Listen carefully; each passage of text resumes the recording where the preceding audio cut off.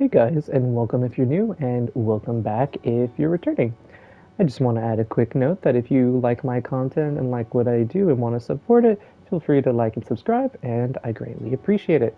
Now let's move on to what we're actually talking about. So today, this is going to serve as kind of a sequel, quote unquote, video to the last Genshin video that I did, which was characters that I regret pulling for. So today I wanted to talk about characters that I don't regret pulling for. And I've decided to put it into two kind of categories. First is going to be characters that I've pulled for that I think pretty much anyone can use slash should use and are in general really good characters for everyone to have. The next category are going to be characters that I personally like and get a lot of enjoyment out of, but aren't super necessary to enjoying the game. But I still like them nonetheless and don't regret pulling them. So let's first get into characters that I think you should pull for. So the first one I wanted to discuss today is who I had out, which was Raiden. So Raiden, as a character, her ascension stat is ER, and her whole shtick is essentially using energy recharge to bolster the team's battery rate and bolster their elemental burst damage. Um, Currently, I'll actually show you my Raiden instead of just kind of general Raiden. But my Raiden is at level 90. She's at 267, almost 268% energy recharge, 62, 106 crit, and she has 1600 attack. I'm running her with the catch and with a 4-piece emblem, which is her best set. Gives her more ER, gives her bonus burst damage based off percentage of her ER. She's at C0, and she's at 10 and 10 for her skill in burst. So in general, what makes Raiden great? Well, first off, she's a great battery. In fact, I'd say one of the best, if not the best battery in general, essentially, and it comes down to her skill. So her skill doesn't do a lot of damage, but what it does is it provides kind of this bonus damage to everyone based off of a percentage of their elemental burst damage. So for example, Raiden's burst costs 90, and her elemental skill, while it is active, which it will always be active because it's got a 10-second cooldown on its use, but it lasts 25 seconds. um, but what it does is it gives you 0.3% of bonus burst damage based off of how much the burst costs. So Raiden's costs 90, and that's the highest energy cost we have in the game so far. She is tied with Yai for amount of burst cost. So she's going to give them essentially a 27% elemental burst damage bonus. Um, so that's just one of the many utility things that she kind of brings. She batteries amazing because I believe every time her coordinated attack hits, it generates particles and it ticks very often. And let's move on to her burst. So her burst is great. Not only does it get benefit from her elemental skill, giving her bonus damage, but it also works off of what Raiden has called a resolve stacks. So essentially, this little ring shows up whenever you use an elemental burst, whether it's Raiden or anyone else. This ring shows up and it gets charged. So you can see I have it a little bit of the way charged. We use her skill. I think I killed the butterfly, but we can see that when we go ahead and fight Masanori,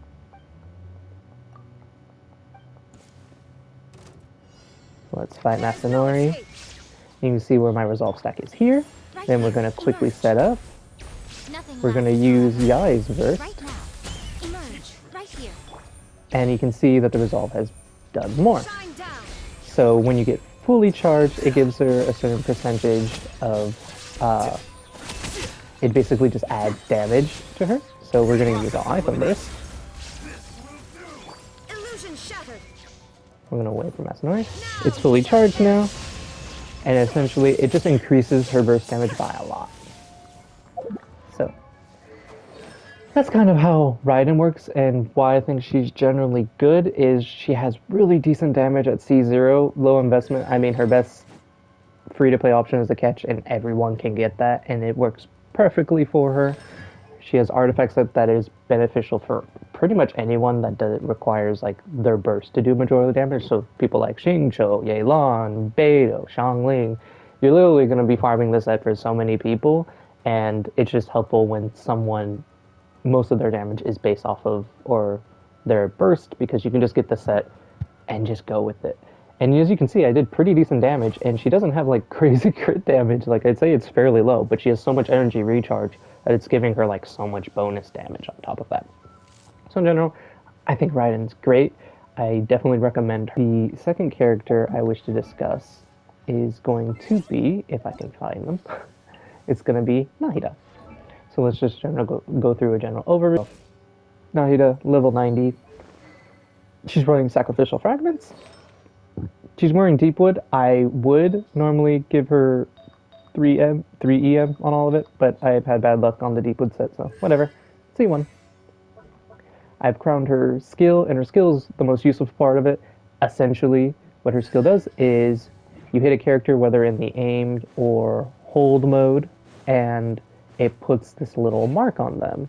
And whenever you do an elemental reaction that I don't know if it's just an elemental reaction or an elemental reaction that can react with Dendro, so that means like Pyro, Electro, or Hydro, it will tick and do percentage of damage, and it has its own scaling like that. So you can see, there we go. Now it's actually marking up. Anytime you see like a big 20k or something like that, that's going to be her damage. So let's get more into why I think she's very useful. In general, she has 100% uptime on her skill, and her skill is basically the bread and butter of her kit. It provides all the damage, but also you can keep essentially 100% uptime on Dendro. So any team that requires like Dendro reactions to function, she's going to be the best option. Obviously, she's an Archon. But not only that, her burst does do quite a lot. Like I mentioned earlier, depending on how your party comp is centered, she gets bonuses based off of her party composition. So, example, Pyro gives her additional damage. Electro increases or decreases the interval between when her skill procs, essentially, and Hydro extends the duration of her burst.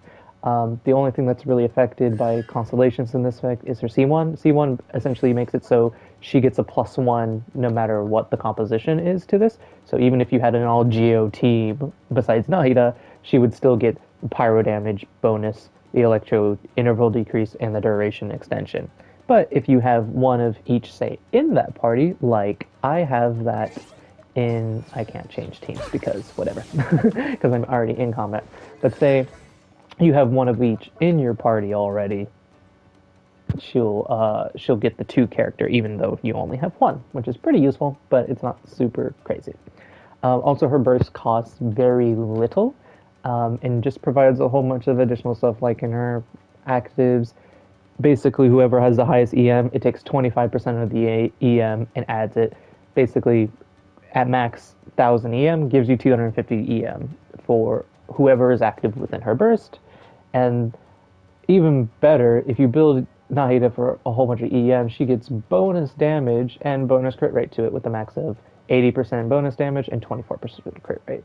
So essentially, Nahida is really easy to build. You don't really need to worry about crit so much. Just stack EM on her and she'll do fine. So I think that's one big thing, is that not only is this character useful in any kind of Dendro reaction case, but super easy to build. So to round up the Archons, we have Zhongli. But my Zhongli has 46,000 HP, 1100 attack, 1000 defense. I realize I get defense on the Archons a lot. I don't know why. He is running Black Tassel usually when I run him, and he's running 4 Ps. He's at C1. It doesn't really do anything. It gives him an extra pillar. Whatever. And he's at 9 and 10 for the skills you really kind of care about. Why is Zhongli good? Well, Zhongli's good for the simple reason of his skill. His hold skill, more like that, because when you hold his skill, he gets a shield. And that shield base absorption starts at 2500 damage, and you get additional absorption based off of around 22% of your HP. It's great because the shield lasts 20 seconds at max. Obviously, if you're just kind of standing still getting hit, it's not going to last as long, but under the right circumstances, you can survive and have 100% uptime on his shield, as long as you are also mixing in dodging with your attacks. Don't just face tank everything, but try to mix in dodges too, so that way you always have a shield just in case you mess up. I would say Zhongli is the most universal out of the three Archons because if he can basically fill any spot where you have room. Like if you don't know what to put in a certain place, just have a Zhongli, use a shield, and you can just take the damage. Like it doesn't really matter. Like just I'm still fine. And you can even, because it lasts so long, I can just reapply the shield. So now it has full absorption again. What's also good about the shield through his ascension is the more times it gets hit, the more times it reinforces itself. And it's still good. I took all that damage and still yet for this thing to actually break my skill. So that's why Zhongli is so universal and so good, and why I think even amongst the Archons, he's one of the best Archons, because he essentially makes the game so much easier. So the last character I wish to talk about is Kazuha. Let's look at my Kazuha. My Kazuha is running a rockin' 966 EM. I managed to get his best in slot 2. He's wearing 4-piece VV set, and he's at Constellation 6. So let's get in, and obviously I've triple crowned him. I love this boy. He's probably my favorite character in the entire game. But let's look at what his skills are so good. So his normal attacks and whatever. With his C6, whenever you use his skill or burst, he will gain Animal Infusion. But I'm guessing most people aren't going to C6 him. Anyway, it's completely unnecessary unless you just really, really, really like Kazuha, like I do. But his kit is great, I say. He gets his elemental skill, which essentially is you hop up into the air doing some damage, but then you can also plunge attack. And essentially with it, you can infuse anything with it. And obviously your scaling is based off of whether you press it or just hold it. His burst is also great. Essentially what it does is you do one big slash, and then you do some damage over time, and then if you happen to swirl any element, the burst will also infuse with that element. Mainly what you will find is it will infuse with pyro. But you can infuse it with any element, and what it does, according to his ascension passives, is anytime he triggers a swirl reaction, especially with his burst, he's going to give bonus elemental damage based to whatever element is swirled based off of a point of his EM. So essentially he gives 0.04% based off his total EM. So if you wanted to base it off my Kazuha, he has 966 EM and multiply that by 0.04, and essentially he's going to give 38, almost 39% bonus damage to whatever element he's swirling. And not only does he do this for just whoever is active, he does this for literally everyone. So running him in like mono element teams, like mono pyro, he gives it to everyone, so everyone's damage is going to increase. So you can have bonuses for different elements obtained through this method can coexist. So essentially, because it's just based off of him swirling, say you swirl pyro, but then you also swirl like electro, you can also give everyone an electro damage bonus. His other skill is just when you use a skill and it's infused with something, it will do 200% additional damage whenever he's punching, which is great, honestly. I'll actually give you a difference. So this, if he doesn't block all my attacks, this is a kind of a baseline for how much damage, both crit and non-crit, that my Yoimiya can do without Kazuha's ability. So, now what we're going to do is we're going to get the effect for VV and Kazuha's ability, and you just see how, like, ginormously that the damage just increased. But also that, so let's also show Bennett. So Bennett does a 3-8 something with his normal, and if we can get another crit, which we couldn't, but you can see that even on a non-crit, it's hitting for 3-6. So just the kind of utility that he gets is like so insane. So that was already pretty long, so we're kind of gonna go through characters, not look at my character specifically and try them out, but go through characters that I like and but aren't necessarily like ubiquitous characters that everyone should have. So the first one I'm going to say is Sino. And I know Sino's very controversial because people had really, really high expectations for him, and a lot of people felt like he just didn't deliver. Now, I didn't really care. I was going to roll for Sino whether he was dog shit or not. Um, and so that's why mine has like crown talents and his best in slot weapon and his C4 at this point now. And I honestly would want him to get to C6 because his C6 is really freaking good. I personally just really like Sino. I like his playstyle, and something you notice about the characters that I choose is I really like hyper carries, which is weird because in my last video I mentioned Xiao. I don't like Xiao so much, but that's not because he's a hyper carry. I like hyper carries.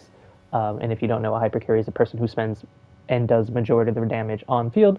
So Sino, um, and I guess we'll get into another character as well, and that's going to be, if I can find him, that's going to be Ito. Ito's great. Ito isn't, I'd say, as controversial as Sino, where his own personal damage is great, and like in his own niche, he is the best. Like he will out damage a Noel on any kind of basis. He doesn't have the kind of support capabilities Noel has, but his damage is just so much greater that like you don't need support if the things that you're fighting are dead already. But my Ito is personally a C6. He also has his best in slot weapon, so really love Ito in general. Um, Plus, I like the playstyle of Mono Geo in general, and he's also a hyper carry, so he's going to spend majority of his time on field doing damage, having other characters there to support him. Main reason people don't really like him is he's incredibly kind of niche as a damage dealer. Like, yeah, his personal damage is perfectly fine and sustainable, but it's just if you want him really bring out his potential, you need Goro, and not only do you need Goro, you need C6 Goro. But his other kind of best supports are Albedo, which help battery him and give him off field damage. And then he also likes Zhongli, so that's what for his best kind of team, or the best like one of his best teams, you need two other 5 stars. One of them being an Archon, which doesn't really change it, but like that's taking an Archon away from another team that you might possibly want. But you need an Archon, a sub DPS 5 star, and really a C6 4 star. Now, I happen to have all of that. And it's also when he first came out, I already had Zhongli and I already had Albedo. So it made sense for me to get Ito. And the kind of last character I really wanted to talk about was Yai. Yai was rife with controversy when she came out. People said she's too slow. People say she didn't have enough damage. People say like she has a lot of issues with the targeting of her turrets. I personally do agree with some of the complaints to an extent. Um, the slowness, I think, it's blown out of the water so much, and I think that's especially because a lot of the YouTubers that showcase characters tend to try to beat Abyss like purely like in a speedrun sense. So every millisecond counts in that case. So really, her skill doesn't take that long to cast. Like, let me show you. Let me show you how long her skill takes to cast. Oh, oh she's in my all hyphen team. There we go. Let me show you. This is how long it takes to cast Yai's 3Es, which you would want to cast pretty much all the time. Right now. That's it. And another useful thing about it is, one, you get 100% uptime on it, pretty much. And two, well, you get 100% uptime because these last for 14 seconds. But look, they're all still out already, and I have my 3 again. But you can also use it to maneuver around something. So say you have multiple enemies, but you want to like not face Masanori, and there's like 2 other things here. You can simply just go around them, use it to dodge, and all her turns are still connected and are doing maximum damage. And you can swap her off and do anything else. So honestly, I think the whole thing about her E casting is too long. It's stupid, and I honestly don't think it's that much of an issue. I just want to state, especially at this fact, that pull for characters that you like. Like honestly, damage isn't a huge factor. Pull for characters that you like to pay and think or like to play and think are cool. That's it. I hope you enjoyed. This video was already long enough, but remember to like and subscribe if you made it this far, and I'll see you next time.